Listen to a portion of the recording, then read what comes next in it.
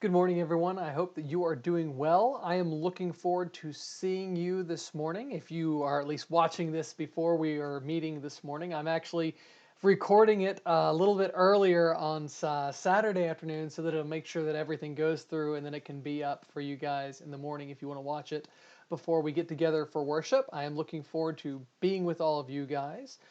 Just as a heads up, I'll be there for the first 2 weeks alone. Catherine and the girls are going to stay home for another 2 weeks just to see how things go, and we'll be moving forward from there. But I'm very much looking forward to the chance to see you guys, to be with each of y'all in person, and I look forward to us being able to be all together again soon. So, where we're at this morning is we're going to be getting back into where we left off in the book of Kings. Now, for the past two class periods, we've been going through Hezekiah. And Hezekiah was both a good king and a great king. He reformed the temple. He turned back to God. Even when he was prideful and when he failed and when he sinned, we still see that he turns back to God. He returns to the temple. He prays for forgiveness. He listens to God's prophet. All of these things are pretty incredible. He builds up the kingdom to be more powerful, at least until Assyria comes back, than it had been before. And he celebrates the Passover. All these things give us hope that maybe the next king is going to be good. But at the same time, if you recall the end of Hezekiah's time, when we were thinking about his legacy at the end of last class, his legacy is kind of centered around three different pretty large, pretty important failures. The first one was that in his reaction of pride when he rebels against the Assyrians. And because of that, God sends the Assyrians. He takes over and destroys a lot of the cities and takes a lot of tribute. Now, God saves him from Jerusalem being destroyed, but it's still a prideful action that receives condemnation and pretty direct consequences. Then the next really is that which leads to his sickness, right? The pride that leads to his sickness. And even though God gives him more years of his life, even though God gives him more time, it's going to cause a problem. It's during this time, perhaps at least, that Manasseh is born. And Manasseh, is what we're going to see today, is not a good king. Or, of course, the major event the Kings really focuses on is the fact that in his pride, he invites the Babylonians to come and to see all of his riches. And again, he sends his prophet, God sends his prophet Isaiah to tell him, because of your pride, the Babylonians are going to come and take all of this away. And you remember what Manasseh said. He says, well, as long as it doesn't happen in my time, that's going to be okay for me. And there's some discussion we mentioned last class about exactly how do we mean, how do we interpret what he says by that? Do we think that it means that, well, I don't really care about what happens after me as long as it's fine for me? Is it instead that he thinks, well, this is inevitable, but at least it won't happen to me? It's not exactly clear, but if we understand that, in alongside with what we're going to see today, I think that we're going to understand there's some pretty serious and significant consequences to how Manasseh's life ended up. That today we're going to read about two kings, Hezekiah's son, Manasseh, and Hezekiah's grandson, Amon. And they are the worst kings, along with Ahaz, in the history of Judah. Manasseh is the worst king in the history of Judah. And it's at this point that we're going to see that God's going to say, I'm going to destroy you and nothing is going to change my mind.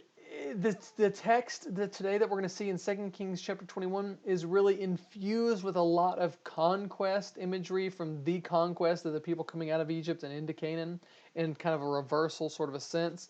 We're going to see the Amorites. We're going to see Joshua imagery. We're going to see wilderness wandering imagery. All those things we're going to see in this text this morning. And continually throughout the whole thing, the people are going to be reminded of why they were brought into the land. And when they fail, why they're not going to be staying in. the land. So let's get into that then this morning. That's where we're going to be picking up and moving forward in today's class. I look forward to talking to you about 2 Kings chapter 21. So we're going to start out here in 2 Kings chapter 21, and we're going to read the first 9 verses there. So it says in 2 Kings 21, verse 1 through 9, Manasseh was 12 years old when he began to reign, and he reigned 55 years in Jerusalem. His mother's name was Hephzibah. And he did what was evil in the sight of the Lord, according to the despicable practices of the nations whom the Lord drove out before the people of Israel. He rebuilt the high places that Hezekiah his father had destroyed. He erected altars for Baal and made an Asherah, just as Ahab, king of Israel, had done. He worshipped all of the host of heaven and served them. He built altars in the house of the Lord, which the Lord had said, in Jerusalem I will put my name. And he built altars for all the hosts of heaven in the 2 courts of the house of the Lord. And he burned his son as an offering, and used fortune-telling and omens, and dealt with mediums and necromancers, and he did much evil in the sight of the Lord, provoking him to anger.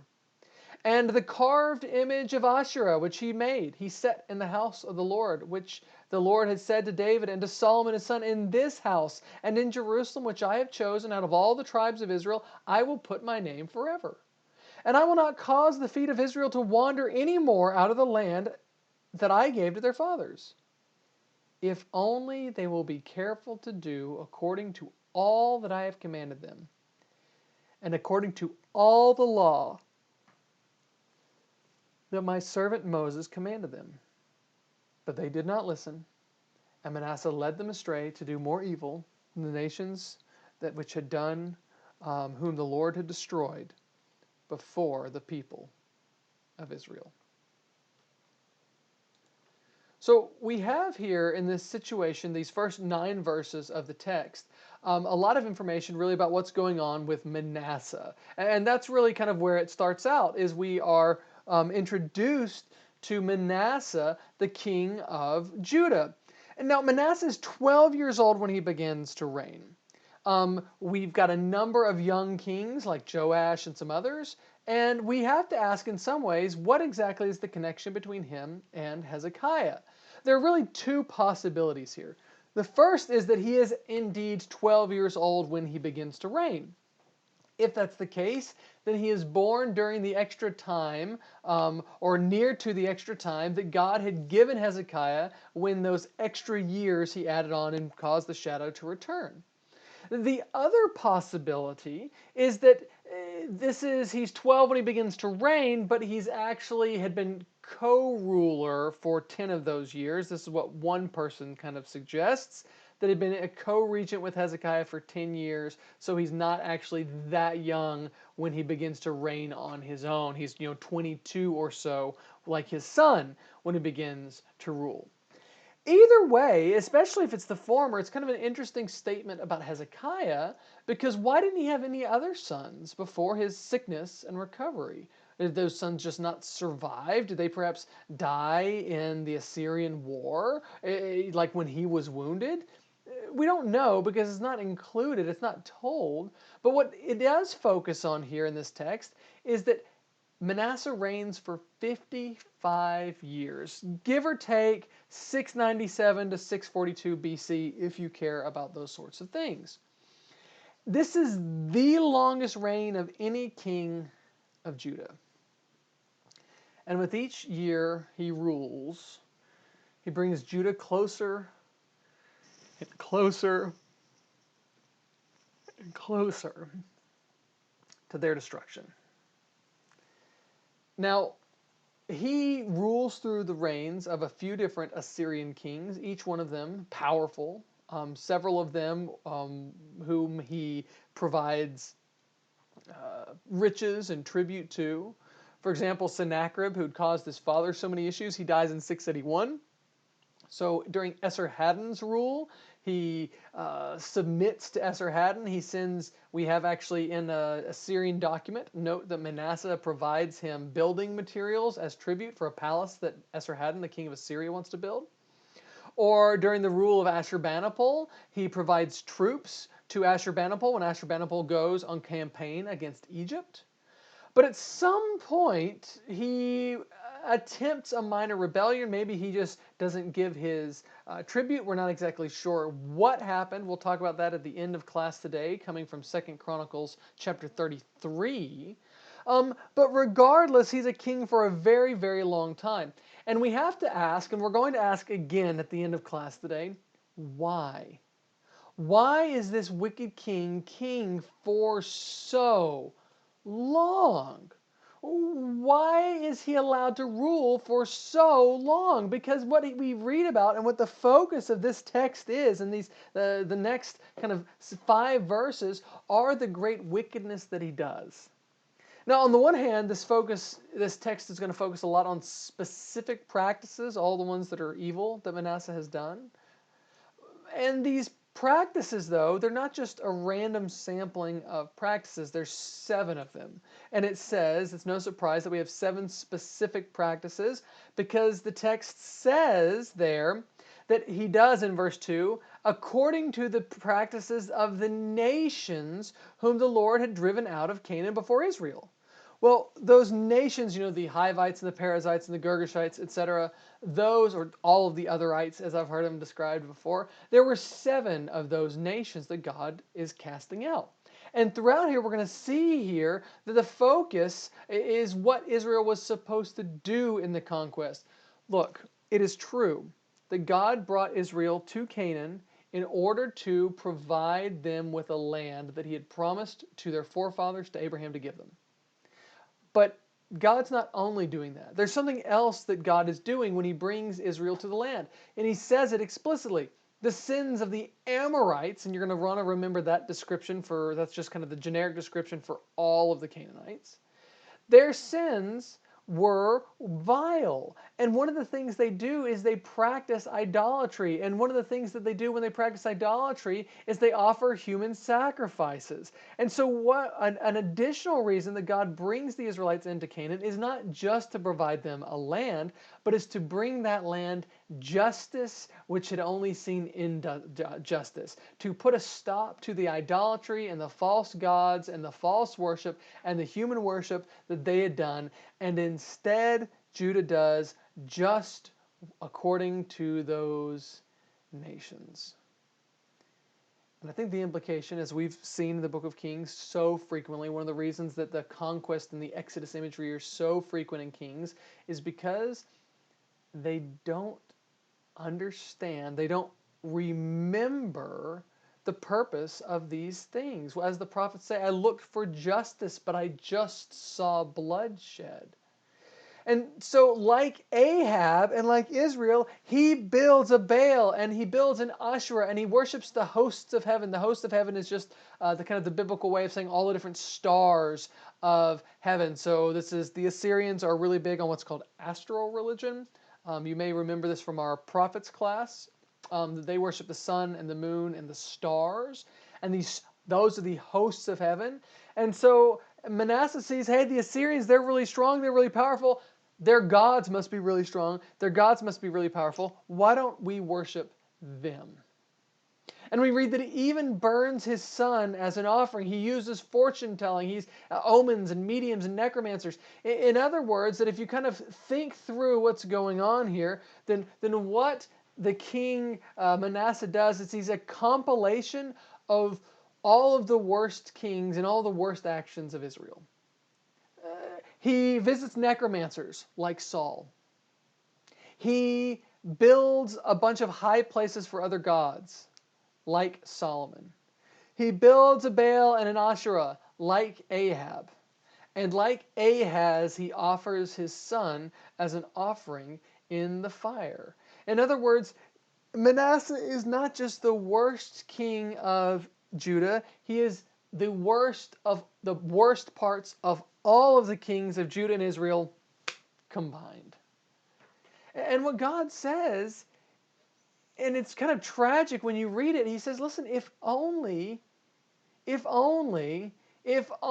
you had listened.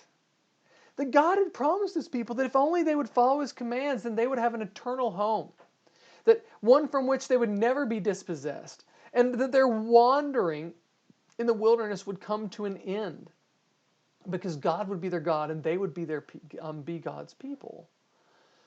But that is only the case if they would be careful to do what God had commanded, according to what Moses had delivered. And what do we read here, there? That they don't do that. That instead God is going to make their feet wander again, that they're going to be cast into the wilderness, as it were.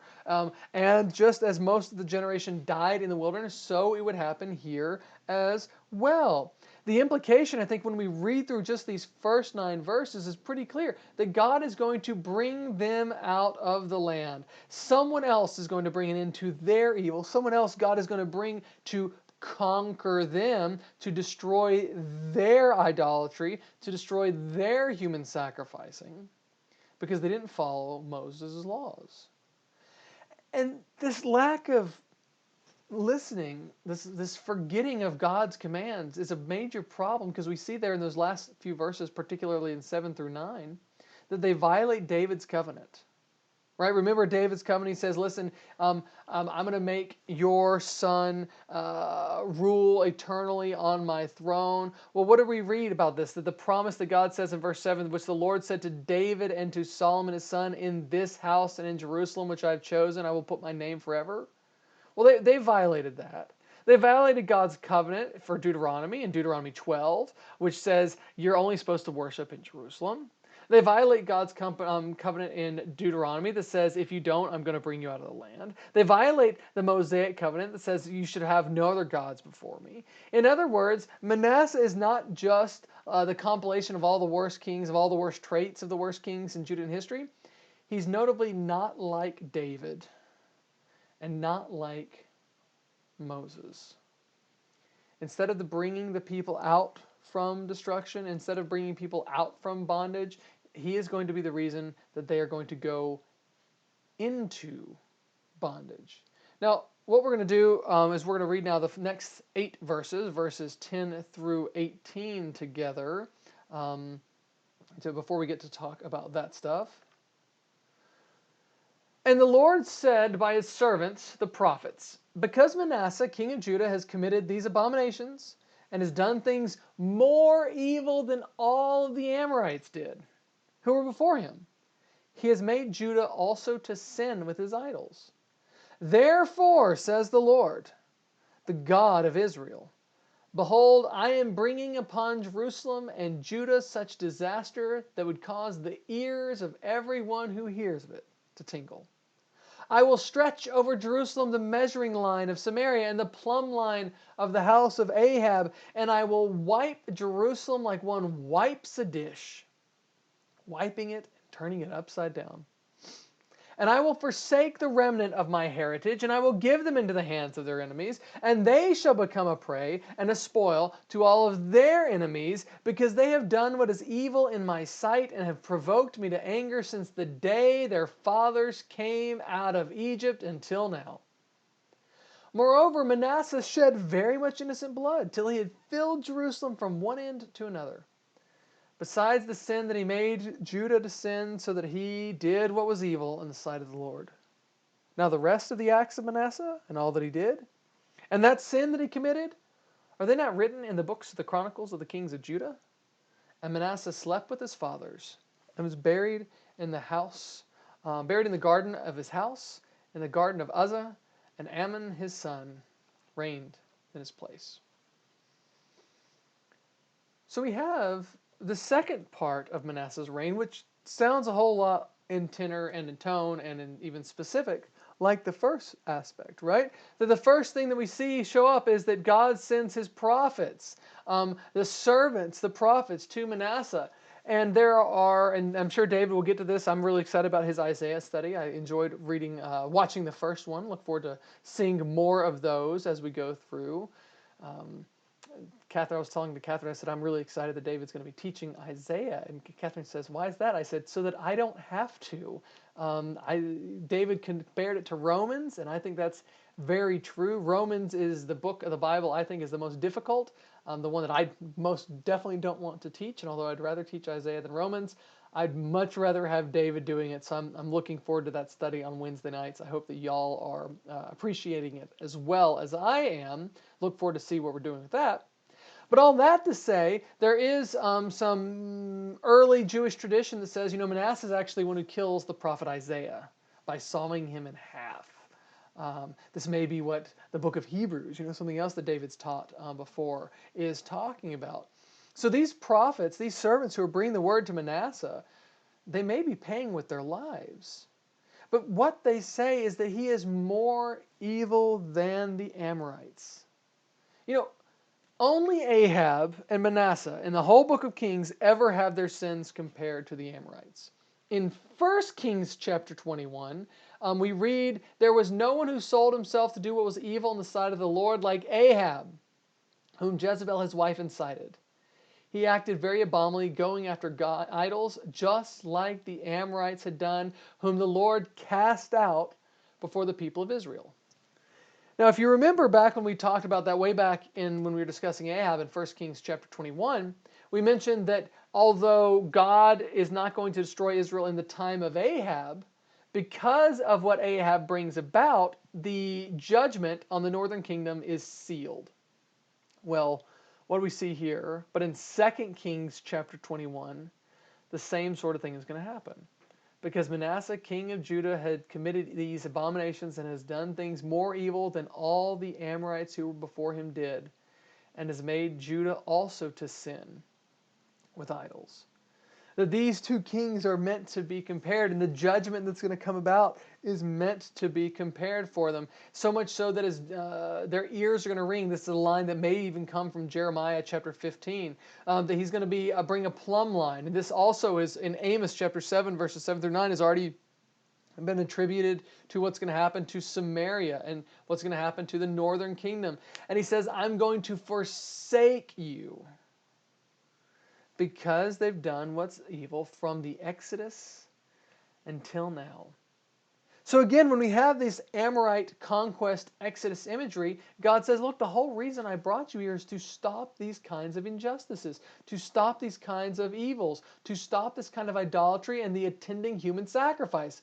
Because what we see here and what we see throughout the Bible is that idolatry always, always, always leads to the shedding of innocent blood. Look, becoming a god in your own eyes necessarily means that other people aren't really made in God's image.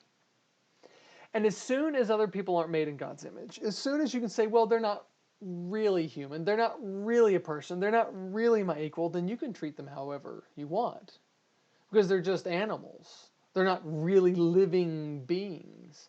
I mean, think about it from the very beginning in Genesis chapter 3, right? When we saw that sin is aimed against Eve, and they lead her and Adam to think that they can make themselves gods, really the first kind of idolatry.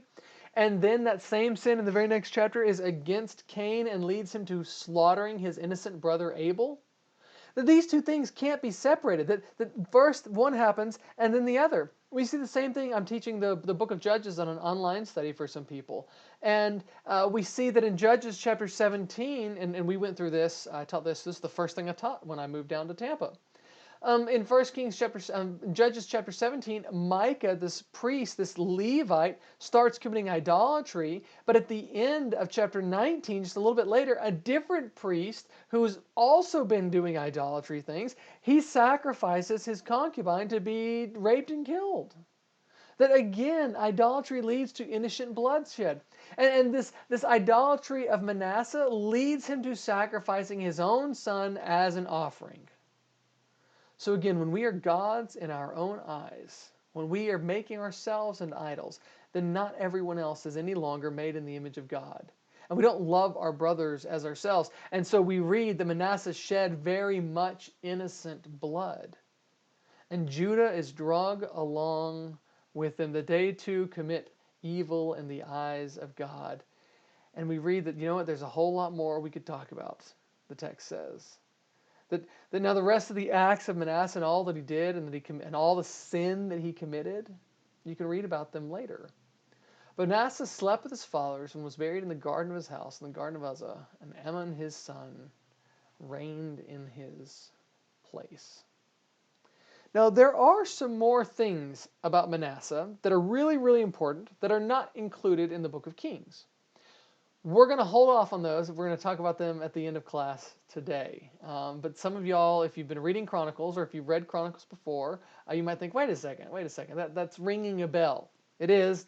We'll talk about it in a minute. But before then, let's talk about here what's going on with his son Amon.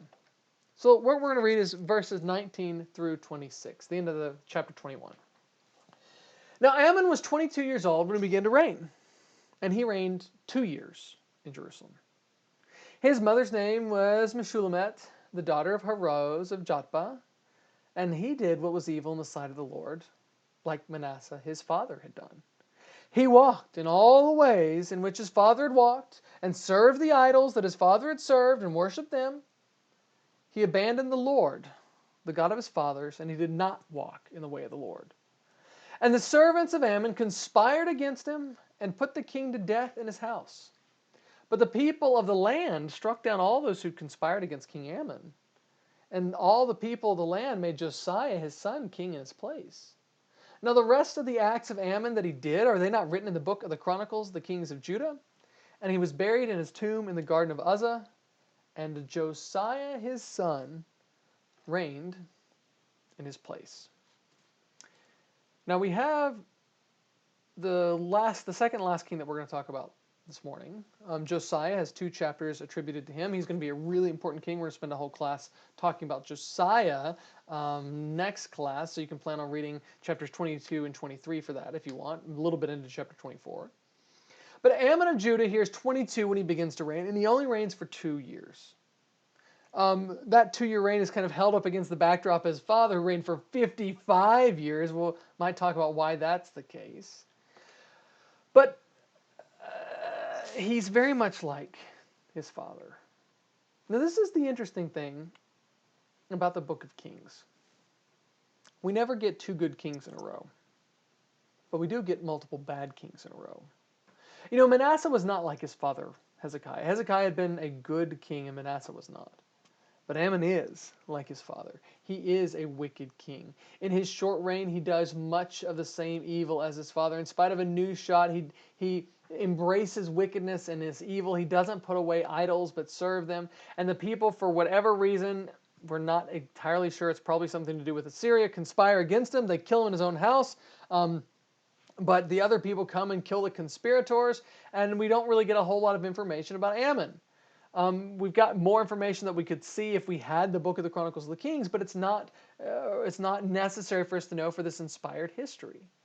But he too is buried, and after we read what we read earlier in chapter 21 about God saying, I'm going to destroy y'all, I'm going to make you wander again, I'm going to take you out of the land, I'm going to bring someone else in to conquer you to finish what you guys never finished, we wonder, okay, Manasseh is dead and buried.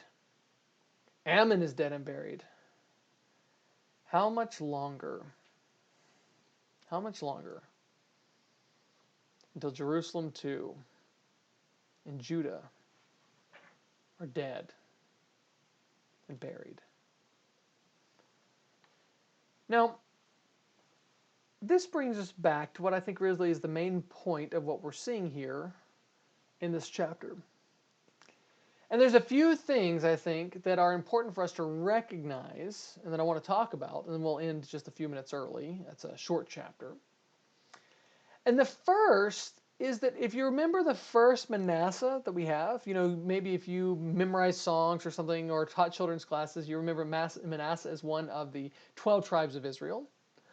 But Manasseh is also one of Joseph's sons. Manasseh and Ephraim, the 2 most important tribes in the northern kingdom, are the 2 sons of Joseph. And Joseph has Manasseh and Ephraim when he is in Egypt, before his family comes back down, when he thinks that he is estranged from God. And he names his son Manasseh, or forgetfulness, because he said, I'm glad that I've forgotten my family, and I've forgotten my home, and I've forgotten Israel, and I can live and be happy in Egypt. Now, sometimes that comes across as like, oh, God's made me, bless me when I'm a sojourner. That's not really what's going on. It's true that God has done that, but that's not what Joseph's perspective is. Instead, it's, I'm glad to have forgotten the land of promise, and I'm glad to have forgotten what God has done for my family, and perhaps even I'm glad to have forgotten the God of Jacob and Isaac and Abraham. But this king named Manasseh is also a Manasseh. Except instead of forgetting Israel in a foreign land, he forgets God, and because of him, Israel is going to be taken into a new land of bondage, into a new Egypt. The Judah's ultimate end comes because of their forgetfulness under a king whose name means forgetfulness. And here we have that this Manasseh is pretty appropriately named, not because he's just like, oh, I don't know who God is, not because he makes Israel forget their troubles, but because he forsakes and forgets the Lord. He forgets God's deliverance of Israel from Egypt. He forgets his commandments that he says to Moses. And each time when we read the Bible, and each time we get to this chapter, and each time after this chapter we're going to read that Judah is condemned to exile because of Manasseh, we have to kind of read that as they are condemned to exile because they forgot God. And because they forgot God, they are seduced and evil. Because they forgot God, the land becomes full of his innocent blood. Because they forget God, not even the best king that Judah is ever going to have, Josiah, who we're going to see next, is able to turn away the Lord's wrath. All because we're going to read explicitly in chapter 23, verse 26, because of all that the people had done under this king Manasseh, forgetfulness. Now, I mentioned that there was one really important thing that happens to Manasseh that Kings doesn't include, that Chronicles does, in 2 Chronicles chapter 33, verses 10 through 13. Now let me go ahead over there and we'll read that really quickly. The Lord spoke to Manasseh and to his people, but they paid no attention to him. Therefore the Lord brought upon them the commanders of the armies of the king of Assyria, who captured Manasseh with hooks and bound him with chains of bronze and brought him to Babylon. And when he was in distress, he entreated the favor of the Lord his God, and he humbled himself greatly before the God of his fathers. He prayed to him, and God was moved by his entreaty, and he heard his plea, and he brought him again to Jerusalem and into his kingdom. And then Manasseh knew that the Lord was God. You see what happens there? In Chronicles, near the end of Manasseh's reign, Manasseh has so forgotten God that apparently he gets hoity-toity. He becomes prideful like his father Hezekiah, and he rebels against Assyria, and Assyria comes in. Must be a minor rebellion, but he enchains him. They bring him into Assyria, into Babylon even. A little hint of what's coming. And there, when he's chained up and stuck in the middle of a prison, it is there that Manasseh remembers God. It is there in his distress that he remembers who God was, the God of his fathers. He humbles himself before God. He prays to him. And we read in the next kind of 3 verses, if we were still kind of reading along there in Chronicles, 2 Chronicles chapter 33, that he comes back and removes the high places and does everything that he can to fix that. But the problem is it doesn't really change the people's hearts, that they have been corrupted and they're not going back. And I think that when we consider this, we ourselves would do well to remember God, because he is constantly remembering us. He remembers his promises to Israel we read in Exodus chapters 3 and 4, and he goes to bring them out of Egyptian bondage. He remembers throughout the book of Kings his promise to David, his servant, and he allows Judah to continue to rule and to exist even though their kings are wicked and evil.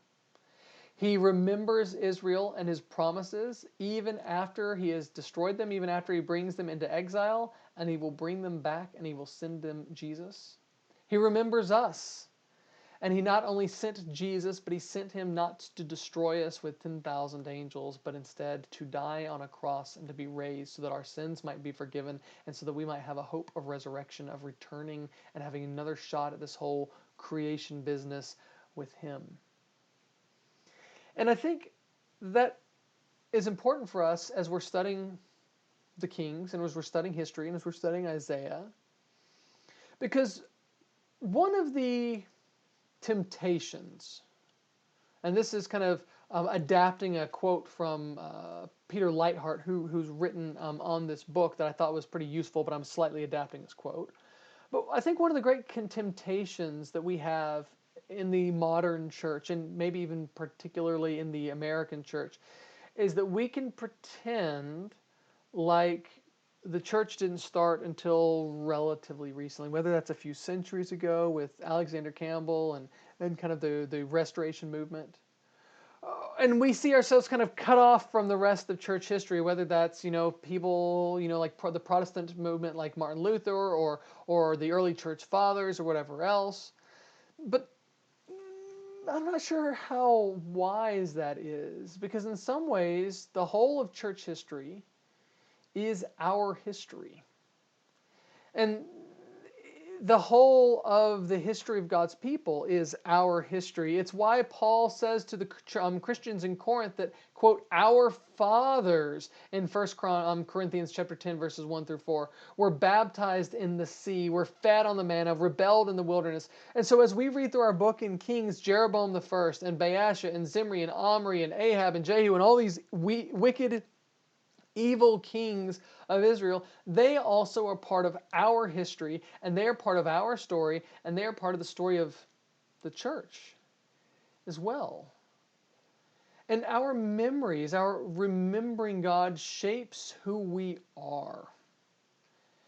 And so it's no surprise when we get to the time of Manasseh and the time of people that's going on there, that this communal amnesia that they understand, that they take, and that they seem to forget in God, that same sort of communal amnesia can have ourselves as well, and that will produce a people of God who are without root and without rudder, that is blown about by every wind of doctrine.